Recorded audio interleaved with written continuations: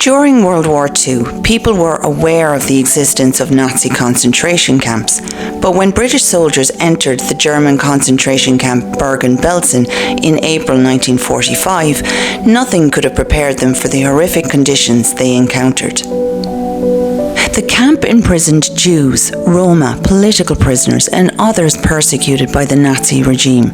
Originally built to hold around 10,000 people, Bergen-Belsen became catastrophically overcrowded as the Nazis continued to send tens of thousands more prisoners there, despite its limited capacity. All prisoners at Bergen-Belsen were subjected to horrific treatment by the Nazis. They endured starvation, forced labour, and appalling living conditions. Severe overcrowding led to the rapid spread of diseases such as typhus and typhoid, resulting in an extremely high mortality rate. Among the countless victims was Anne Frank, who died of typhus just 2 months before the camp's liberation.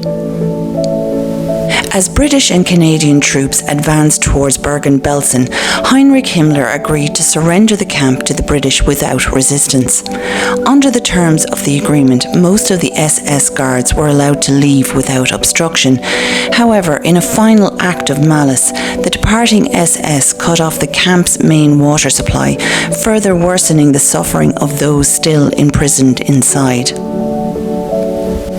When the British and Canadian forces liberated Bergen-Belsen, what they encountered upon entering left them utterly shocked and shattered. Tens of thousands of emaciated, half-starved prisoners lay stricken with disease and lice. The camp was filled with an overwhelming stench of death as tens of thousands of bodies, victims of starvation and disease, were piled throughout the grounds. The Nazi guards, fearing infection, had refused to bury them. The British immediately began providing emergency medical care, but despite massive efforts, thousands of prisoners continued to die each day. Many succumbed to the diseases that had spread uncontrollably through the camp, and others suffered complications from being given rich food too quickly, a practice that, although well-intentioned, could be fatal for malnourished individuals whose bodies could not yet handle large quantities of protein and fat.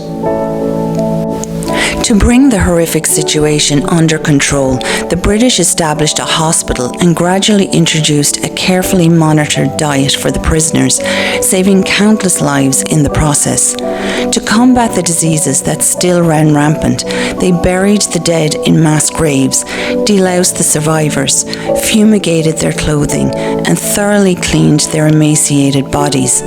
As a further measure, British forces also burned down all the huts and buildings that the Nazis had used as prisons.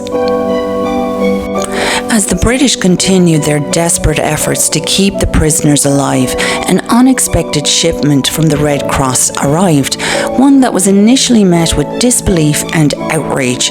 It was a large consignment of red lipstick, enough for every woman in the camp. At first, the British were frustrated and confused, wondering how, under such circumstances, a shipment of lipstick could be of any use when far more vital supplies were urgently needed. Shortly afterwards, the female prisoners, with their half-starved bodies lying in hospital beds, began applying the lipstick. It quickly became clear that this small gesture provided a tremendous boost to their morale. Just days earlier, they had been treated as nothing more than numbers, stripped of their identities and dignity, dehumanized by the Nazi regime and robbed of their sense of femininity. The simple gift of red lipstick restored a measure of individuality. It reminded the women of who they had once been, and perhaps more importantly, who they still could become. The initial annoyance over the lipstick shipment quickly gave way to gratitude and joy. One British officer later commented, "I don't know who asked for the lipsticks, but it was the action of a genius. Sheer, unadulterated brilliance." Thank you for watching. Please stay tuned for the next episode of History in the Making.